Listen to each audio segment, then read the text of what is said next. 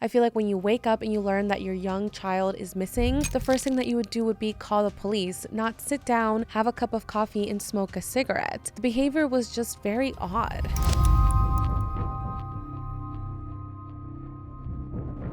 Hey everyone, welcome back to What Happened, where every single week we discuss solved and unsolved cases. This week we will be talking about what happened to Paulette Gebara Farah. This one is so confusing. I don't understand why or how this happened, and to this day, Paulette's case remains unsolved. There is so much to go over, so let's jump right into it and talk about what happened to Paulette Gebara.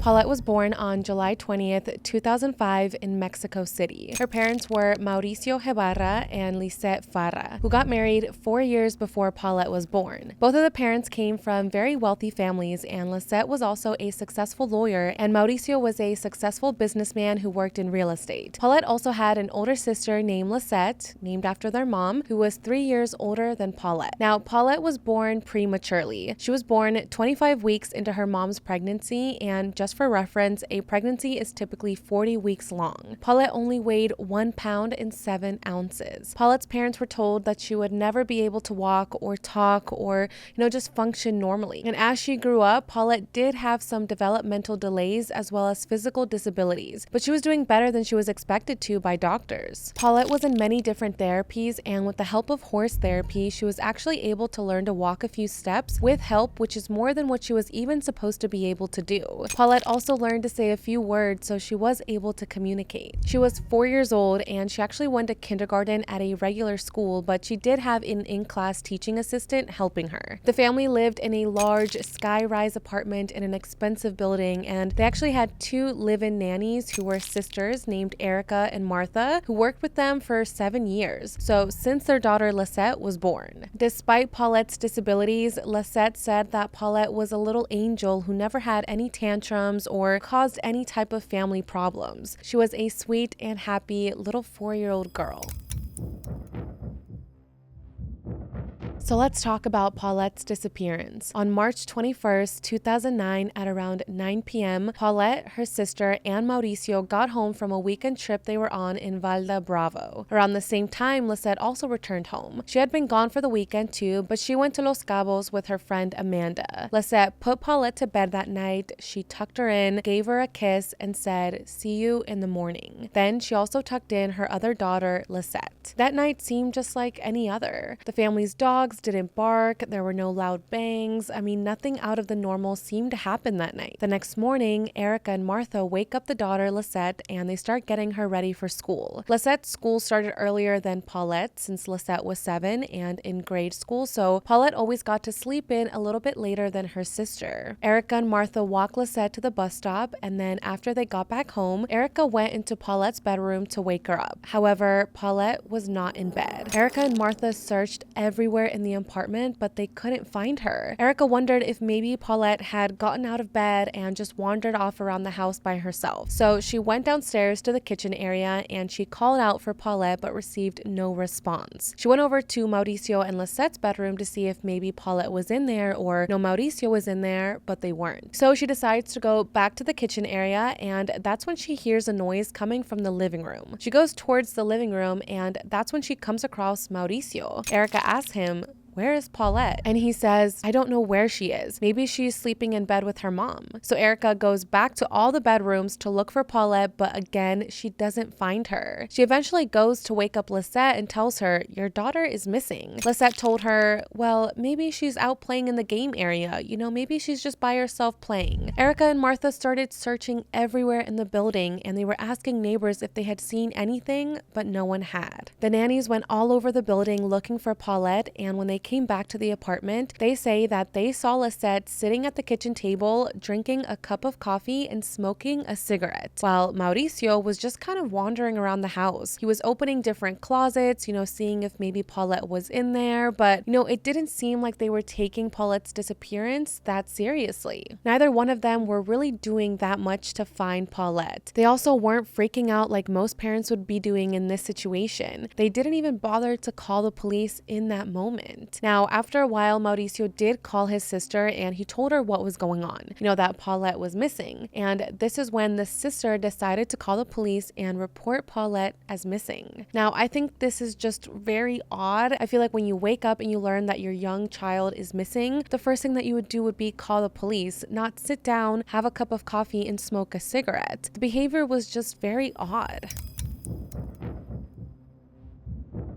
So let's get into the investigation. Police come to the home and they start doing a search for any signs of forced entry, like any broken windows, any signs of any locks having been broken or tampered with, anything to show that someone came into the house and took Paulette. They also checked if anything was stolen or missing, but other than Paulette, everything seemed to be in place and there were no signs that someone had broken into the house. But that was also pretty much the extent of the search in the home. There was no DNA collection that I'm aware of and no dusting for fingerprints or anything like that. They did check the building surveillance cameras, but there was no sign of Paulette leaving after she returned home the night before. Over the next few days, dozens of police officers and forensic experts came in and out of the home. Meanwhile, this case instantly becomes a major news story.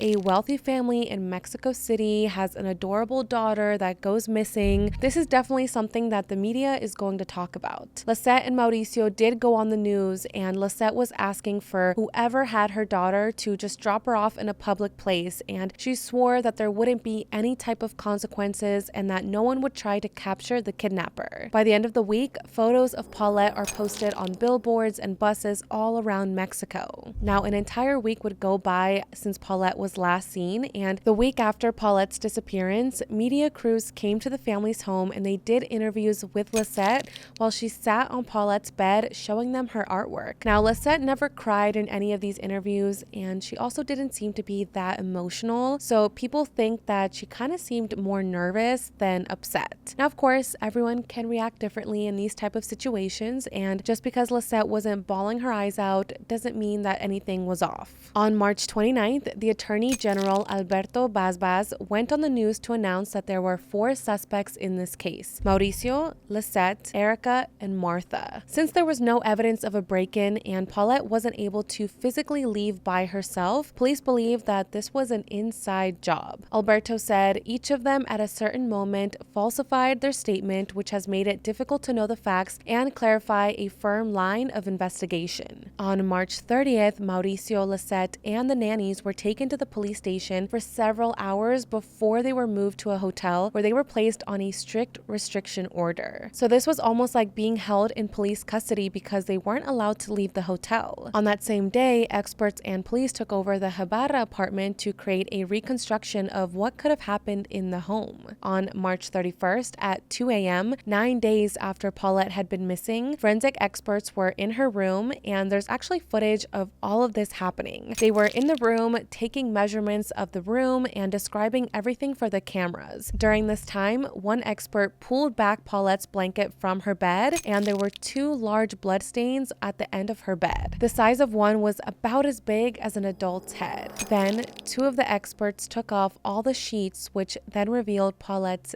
dead body. She was found between her mattress and the end of her bed that had these tall wooden poles. Her bed was custom built for her, but it definitely wasn't made for a disabled child. The blanket Paulette was wrapped in looked like it was covered in blood. One of the experts shouted out, "They beat her," because at first glance he thought that that must have been the way that Paulette died because of the state of the blanket. But later it was discovered to be decomposition fluid and not blood. The reason Paulette's bed wasn't suitable for a disabled child was because every single night the nannies had to put 2 large body pillows on either side of Paulette so that she didn't fall out of the bed. So police believe that Paulette must have somehow gotten down to the end of her bed and had gotten stuck between the mattress and her bed. But let's talk about the video for a second. So this video was given to the media by police, but experts have analyzed it and they don't think it's legit. It definitely was Paulette's bedroom that they were filming in, but most experts think that it was a reenactment and not the actual discovery. One of the reasons is because of forensic experts mentioned that she might have been beaten to death before they even found her body, and that the placement of the camera and the spots that the experts were standing on was a little too convenient for it to be a natural discovery. It also seemed like everything was set up so that it was the perfect view for finding the body. Also, in the video, no one there seems to be surprised by the discovery of Paulette. They all just keep narrating in the same tone that they were doing before. You would think that if in that moment you discovered a young girl's body in her bed, you would probably react differently and maybe freak out a little bit, or just change your tone, but everyone just kind of remained neutral. Now, the time the video was taken is also very odd because people in that job field usually work in the day, not at 2 o'clock in the morning. Now, going back to Paulette, it was determined that her cause of death was asphyxiation, and that had happened because her body was wrapped under her blankets. On the official report, it was put down as mechanical asphyxia due to the obstruction of the nasal cavities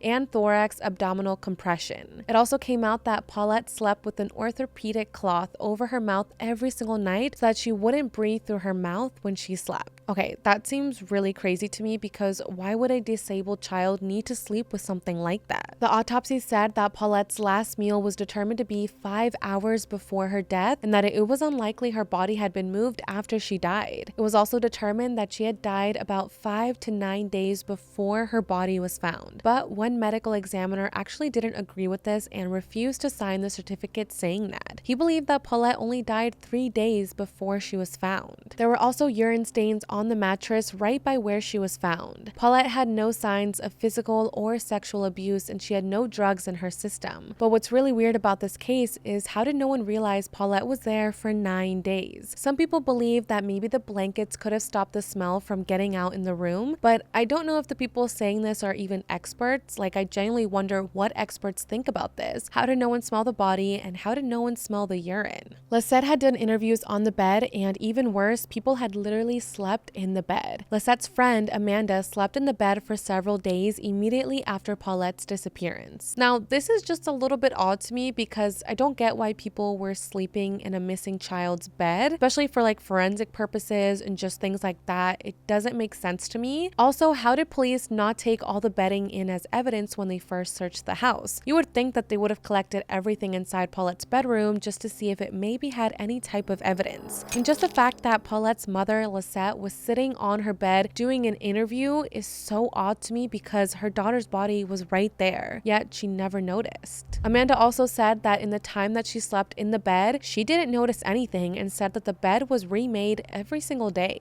Now, the nannies also insist that if Paulette was there the entire time, they would have found her while making the bed, and that they also looked all around the bed several times when Paulette first went missing. Both of the nannies have said that they don't believe Paulette had been in the bed for 9 days. On top of that, they also said that they literally changed the sheets. So if the nannies were changing the sheets during this time, how could they have not found Paulette? Now, police had the nannies do a reconstruction of how they made up the beds every single day, and police actually believe that because of the place Paulette was trapped in, it's possible that the nannies wouldn't have found her while fixing up the bed. So because there were around 100 people all over Paulette's room for those 9 days, if her room was actually a crime scene, it was completely contaminated. Tracker dogs had also been brought into Paulette's room and they didn't pick up on anything. There is speculation that that might be because they weren't cadaver dogs, so it would be a different smell. After this, the Attorney General Alberto gets back on the news to publicly announce Paulette's death, but he adds that Lisette is still a suspect and that she's the only one. At this time, Paulette's death had been ruled an accident, but Alberto tells the public that he has no doubt that this is a homicide investigation. He also said that police are investigating the level of knowledge of others involved. So the public is just so confused because the images from the video are out, which look like there was blood there, but the attorney's claiming that it's an accident, but it's also possibly a murder investigation. So there was just a lot of controversy at this time of what actually was going on.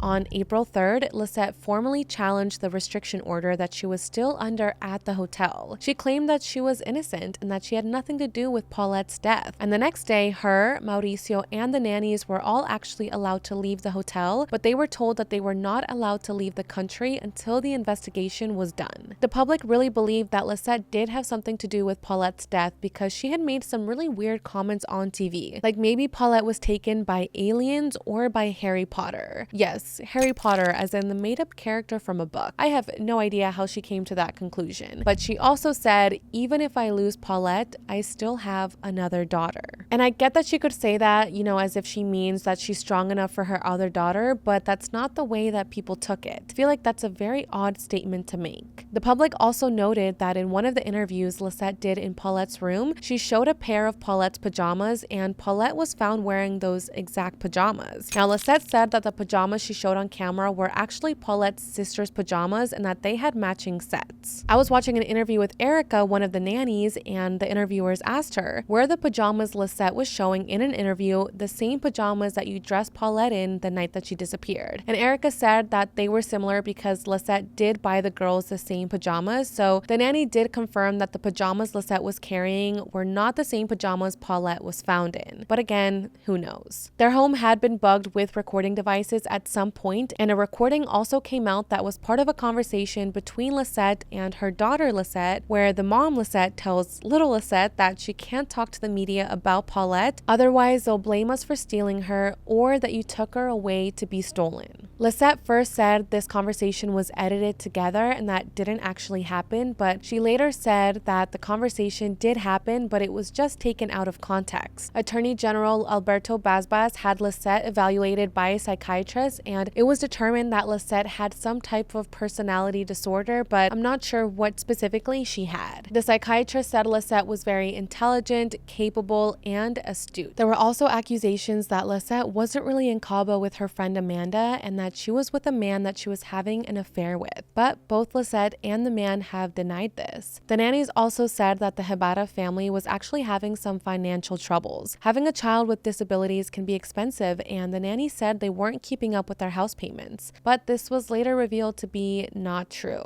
On April 5th, Lisette and Mauricio separately made statements to the press blaming the other one for Paulette's death. I don't know if one was just a retaliation or what, but both being on the same day is just kind of weird, and the fact that they're blaming each other is also odd. After this, it was clear that Lisette and Mauricio's marriage was over, and it did come out that they were having marital problems even before Paulette's disappearance. Paulette's funeral was on April 6th. Lisette made all of the arrangements, and no one from Mauricio's side of the family was allowed to come. Apparently, Lisette and Mauricio had agreed on this. Since Lisette and Mauricio were at the hotel on the restriction order, Mauricio's family was watching over their other daughter, Lisette. When Lisette went to go and get her daughter, her in-laws actually refused to let her. But Lisette took legal action, and on May 10th, she got custody back. On May 26, Attorney General Alberto Basbas resigned from his job, most likely due to the amount of outrage the public had over this case. Alberto still said that he believes Lisette is suspicious and said an attorney general needs confidence to do the job, and he lost his because of the questioning of his actions around Paulette's case. And after that, things just kind of went cold. No one was ever arrested for Paulette's death or even charged with any type of manslaughter.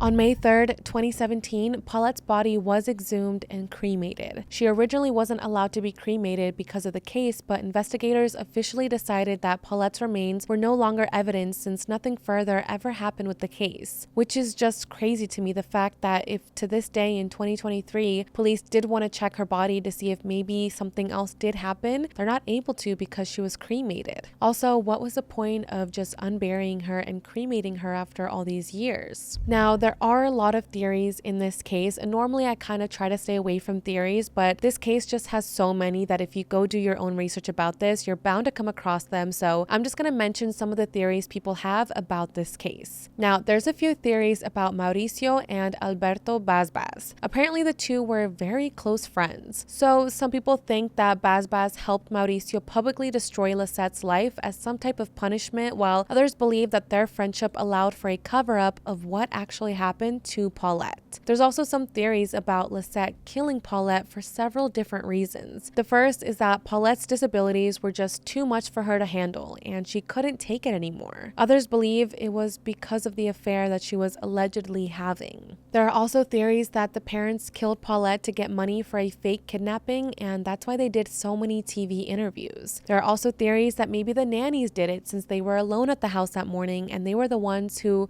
did the betting. It could have also been a kidnap ransom situation that went wrong. I mean, that has happened before in other cases. There are just so many theories and rumors about what could have happened to Paulette, and again, these are just rumors, like none of this has been proven, but a lot of people honestly wonder that maybe all 4 of the people involved in the situation could have done something to Paulette. Could have been Lisette, could have been Mauricio, it could have been the nannies. There's just so many unanswered questions, and I just wish that, in this day and age in 2023, we had those answers. A lot of people also wonder about the forensic experts, the ones that discovered Paulette's body. People do question the video and they feel like it is a little bit staged, so maybe they did help the family and they placed her body there and had the cameras rolling at that exact moment just to capture this. Again, there's just so many questions and just weird things about this case, and it's just really unfortunate that Paulette doesn't have justice and we don't really know what actually happened to this little girl. I wish there was more that I could share with you guys. I wish that there was a different ending and that there was some type of justice for Paulette, but to this day, like I said, Paulette's death has been ruled an accident and no one has ever been arrested for her death. If there are ever any movements in this case, I will let you guys know and I will keep you guys posted, but that's pretty much all I have for today's video. Thank you so much everyone for listening and for watching. Make sure you're subscribed to Past Your Bedtime so you don't miss an episode, and you can listen to this show wherever you get your podcasts. You can find me on Instagram at the Jackie Flores and on TikTok at True Crime Jackie. Thank you guys again so much for being here, and I will see you all in my next video.